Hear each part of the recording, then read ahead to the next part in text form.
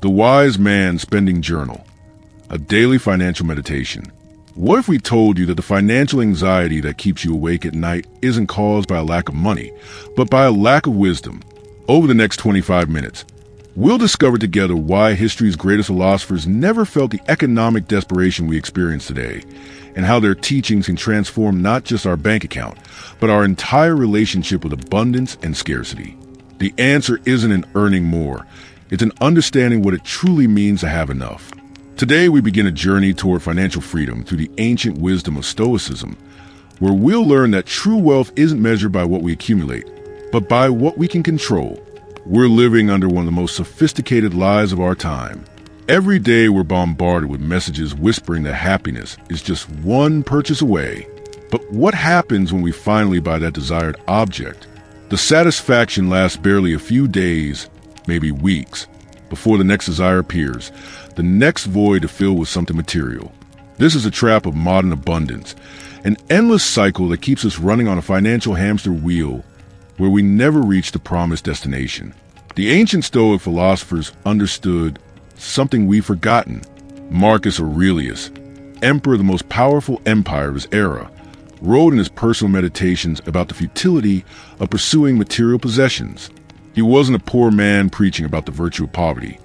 He was someone who had access to everything the world could offer, and yet understood that true wealth resided somewhere completely different. Epictetus, who paradoxically had been a slave, teaches us that we become slaves to our own desires when we don't know how to distinguish between what we need and what we simply want. Every time we buy something impulsively, every time we go into debt for a whim, we're choosing slavery over freedom. Financial freedom doesn't begin when we have enough money to buy everything we want. It begins when we no longer want to buy things we don't need. Think about the last smartphone you bought. Was it really because the previous one had stopped working?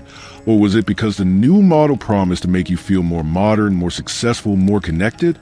Most of us, if we're honest, will admit we buy things not for utility, but for the emotions we hope to experience by owning them. This is the root of our financial anxiety. We confuse our emotions with our real needs. Modern society has built an entire economic system on this confusion. Advertisers don't sell products. They sell identities. They don't sell you a car. They sell you the image of the successful person who drives that car. They don't sell you clothes. They sell you the version of yourself you'll become when you wear those clothes. And we, without realizing it, have accepted this narrative as if it were a fundamental truth of human existence. But the Stoics remind us that we are much more than our possessions. Seneca, one of the richest men in Rome, regularly practiced exercises of voluntary poverty. One day a month he lived as if he had lost his entire fortune, eating simple foods, wearing basic clothes, and sleeping in modest conditions. Why would a rich man do this? Because he understood that true financial security doesn't come from having a lot of money, but from knowing you can be happy with little. This exercise wasn't masochism, it was training. It was preparing his mind to understand that his well-being didn't depend on external circumstances. When we know we can live with dignity with less, we automatically reduce our level of financial anxiety. The fear of losing everything diminishes when we know that even without anything we can maintain our inner peace and human dignity. Many successful people have applied this philosophy without knowing they were following Stoic principles. Warren Buffett, one of history's most successful investors, still lives in the same modest house he bought in 1958. It's not stinginess, it's wisdom. He has understood that lifestyle inflation is one of the biggest obstacles to true wealth. Every time we increase our spending because our income increased, we're running faster on the same hamster wheel. Most people who achieve financial freedom don't do it because they earn extraordinary amounts of money. They do it because they've developed the discipline of living below their means. This discipline isn't repression, it's liberation. It's the difference between being the owner of your money or having your money be your owner. It's the difference between making financial decisions based on fear and anxiety and making them based on wisdom and foresight. Modern consumerism has taught us that restricting our spending is depriving ourselves of the good life. But this is another sophisticated lie. Conscious and intelligent restriction isn't deprivation, it's power. When we decide not to buy something we can afford but don't really need, we're not depriving ourselves of anything important. We're exercising the self-control muscle that will give us true freedom in the future. The Stoics had a deep understanding of human nature. They knew we are creatures of habit, and that habits form our destiny. If we develop a habit of buying impulsively, we'll eventually develop the habit of financial anxiety. If we develop a habit of reflection before each expense, we'll eventually develop the habit of economic tranquility. The choice is always in our hands, but we can only choose consciously if we understand we have options. Stoic self-control isn't brutal repression of our desires. It's a mature understanding that some desires bring us closer to our important goals and others take us away from them. When we want to buy something, the Stoic question isn't whether we can afford it, but whether that purchase brings us closer to or further from the person we want to be and the life we want to live. But how do we develop this fortress of self-control in a world that constantly pushes us toward impulsive spending? The Stoic philosophers offer us practical tools that have worked for more than 2,000 years. The first of these tools is a reflective pause. Before any purchase that isn't an immediate basic necessity, we give ourselves 24 hours to reflect. In those 24 hours, we ask ourselves if we really need that object or if we simply desire it for emotional reasons. This pause isn't torture, it's clarity. Most of the time, after 24 hours, we discover that the desire has lost its intensity. What seemed urgent and important yesterday, today seems trivial and unnecessary. This is the difference between reacting emotionally to buying impulses and consciously responding to our real needs. True financial self-control begins when we understand that we are the captain of our own economic ship. A captain doesn't allow temporary storms to divert him from his course, and we can't allow temporary emotional impulses to divert us from our long-term financial goals. Being a captain means making decisions based on solid principles, not on changing emotions. The captain analogy is especially powerful because a good captain plans for different scenarios. He knows there will be storms, he knows there will be calm days, and he prepares for both. In financial terms, this means we don't spend everything we earn in good times, because we know difficult times will come too. Financial self-control is fundamentally an act of self-love toward our future self. Seneca wrote that money is a good servant but a bad master. When we have financial self-control, money works for us. When we don't have it, we work for money. This difference determines whether we'll live a life of freedom or a life of constant anxiety. Most people who live with financial stress don't have an income problem. They have a self-control problem. The Stoics understood that self-control is like a muscle that gets stronger with use. Every time we say no to an unnecessary expense, we're strengthening our ability to say no next time. Every time we choose to save instead of spending impulsively, we're building the mental fortress that will allow us to make increasingly wiser financial decisions. True wealth isn't the ability to buy everything we want. It's the ability to want only what we really need. This transformation of our desires doesn't happen overnight, but happens gradually when we practice self-control consistently. It's a process of emotional maturation, where we learn to distinguish between temporary pleasures that weaken us and lasting pleasures that strengthen us. When we own our impulses, we automatically become better investors. Smart investing requires patience, discipline, and the ability to delay immediate gratification for greater future benefits. These are exactly the qualities we develop when we practice Stoic self-control in our daily spending. A budget isn't a restriction, it's a freedom plan. The Stoic budget isn't a list of prohibitions, it's a declaration of values. When we consciously decide how we're going to use our money, we're consciously deciding what kind of life we want to live. Each spending category reflects a priority, and our priorities reveal our character. If we spend more on entertainment than on our personal growth, we're declaring that we value immediate pleasure more than our long-term development. Many successful people have discovered that the true power of budgeting isn't in the restrictions, but in the clarity it provides. When we know exactly how much we can spend in each category, we no longer need to guess or worry. Financial anxiety almost always comes from uncertainty, and budgeting eliminates that uncertainty by replacing it with a clear and realistic plan. Stoic saving isn't accumulation for accumulation's sake either. It's the conscious creation of future options. Every dollar we save today is an option we didn't have yesterday. It's the difference between reacting to circumstances and having the ability to respond to them from a position of strength. Most people who feel financially trapped aren't trapped by a lack of money, They're trapped by lack of options. The ancient Stoics had a deeply powerful psychological practice they called the premeditation of evils. This wasn't morbid pessimism.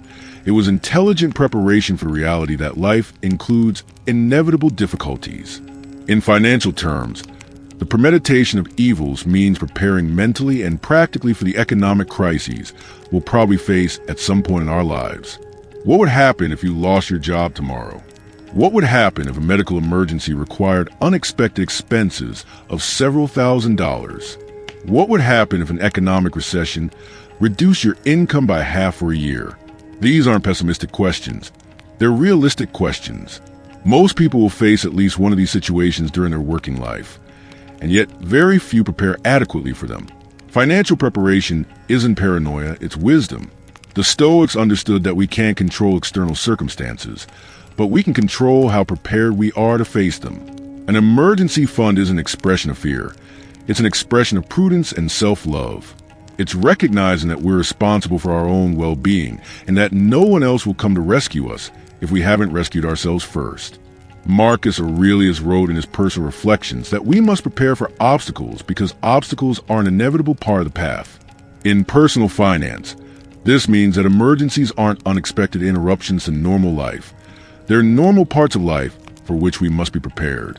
The difference between those who navigate financial crises with dignity and those who sink in them isn't in the absence of problems. It's in the quality of preparation.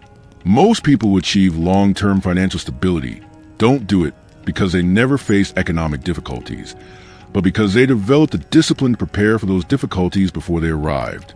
An emergency fund covering 3 to 6 months of essential expenses isn't a luxury. It's a basic necessity for anyone who wants to live with peace of mind.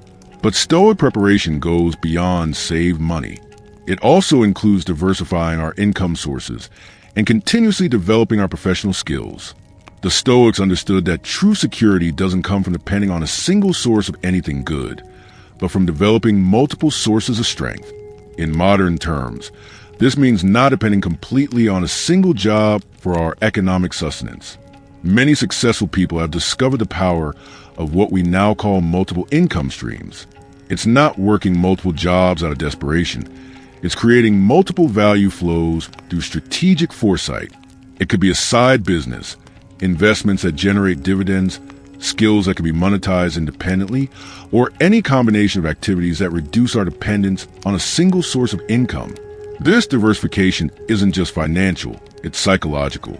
When we know we have multiple ways to generate economic value, we automatically reduce our level of professional anxiety. We no longer live with the constant fear that losing one job means a collapse of our economic stability. This peace of mind allows us to make better professional decisions because we're not operating from fear, but from strength. Stoic preparation also includes continuous financial education.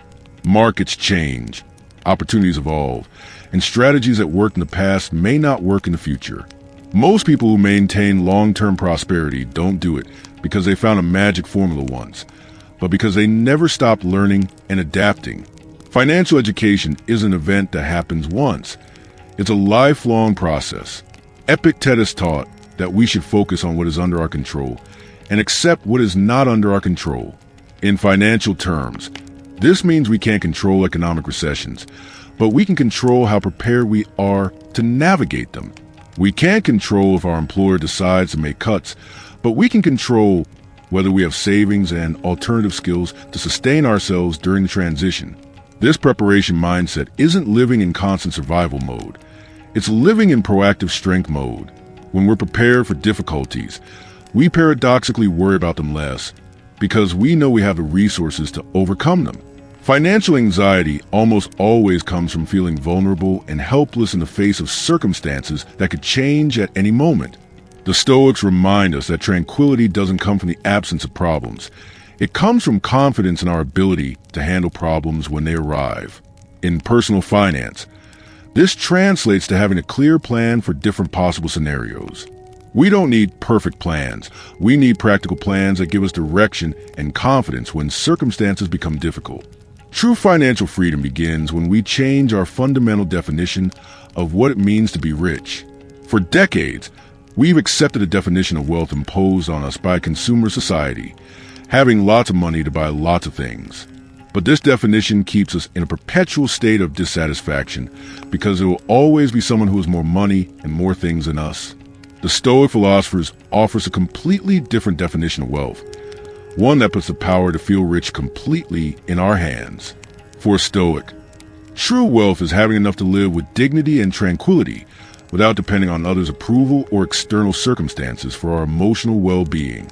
This definition is revolutionary because it means we can feel rich long before we have millions in the bank.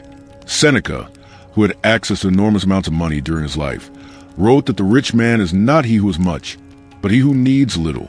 This is an invitation to voluntary poverty. It's an invitation to clarity about our real needs versus our infinite desires. When we know how much is enough for us, we automatically stop running on the hamster wheel of purposeless accumulation. Most people who live with financial stress don't have a quantity problem. They have a perspective problem. They're chasing a moving target that always moves away as they approach it. Every time they reach an income level they thought would make them feel secure, they discover they now need the next level to feel truly secure. This is the trap of escalating financial expectations. Many successful people have discovered that true financial freedom didn't come when they had a lot of money. It came when they stopped needing a lot of money to feel good about themselves. This psychological transformation is more valuable than any amount of money because it's permanent and doesn't depend on external circumstances. Once we know how to feel rich with what we have, we'll never feel poor again, regardless of how much we have in absolute terms. Stoic gratitude isn't a self-deception exercise where we pretend everything is perfect when it's not. It's the mature recognition that we already have many things for which any person in any other era of history would envy us. We have access to clean drinking water, abundant and varied food, infinite entertainment, instant communication with people around the world, and educational opportunities that would have been impossible to imagine just 100 years ago. This perspective doesn't minimize our real challenges, nor invite us to complacency.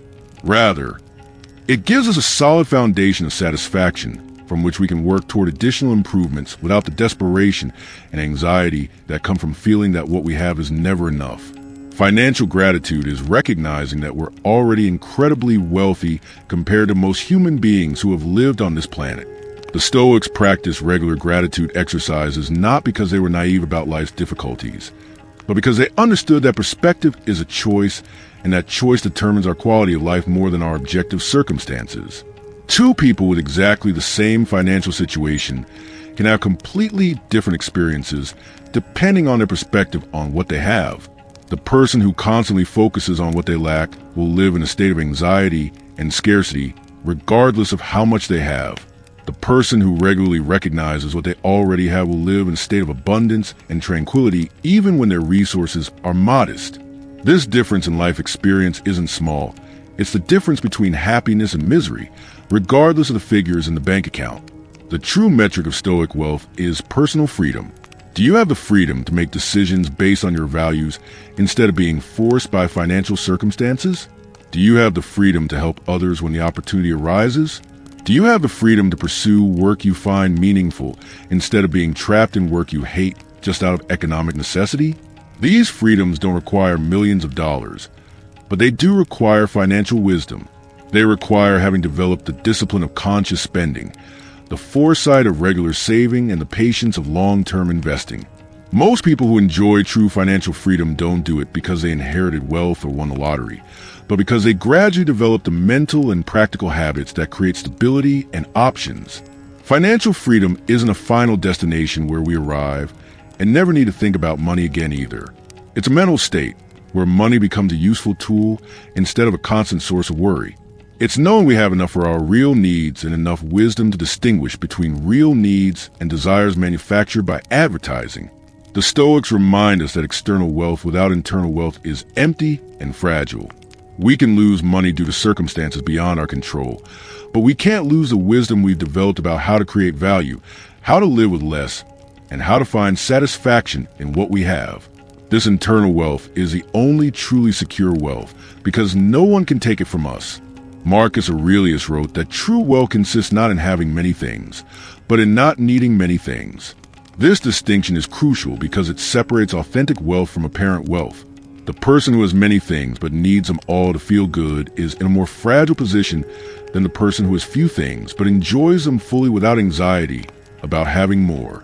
The final measure of our financial success shouldn't be comparison with others, but comparison with our former self. Do we have more financial freedom today than a year ago? Have we developed better self-control over our spending impulses? Are we better prepared to face economic difficulties? Do we feel more gratitude for what we have? These are the metrics that really matter for a satisfying and sustainable financial life. We have explored together the fundamental principles of financial philosophy that has withstood the test of time for more than 2 millennia. The Stoics have shown us that true wealth isn't found in accumulating infinite possessions, but in developing the wisdom to distinguish between what we need and what we simply desire. We have learned that financial self-control isn't repression but liberation, and that preparation for difficulties isn't pessimism but prudence. The financial transformation these principles can create in our lives begins with a simple but powerful decision: choosing wisdom over materialism, choosing freedom over accumulation, choosing tranquility over the anxiety of having more. This decision doesn't guarantee we'll never face economic challenges, but it does guarantee we'll face them from a position of mental strength and practical preparation. We invite you to join a growing community of people who have discovered that true abundance isn't measured by what we possess, but by what we're capable of controlling within ourselves. A community where we value personal growth over the growth of possessions, where we measure success by the tranquility achieved and not just by the numbers in a bank account. The journey towards Stoic financial freedom begins with the first conscious step, and you can take that first step right now.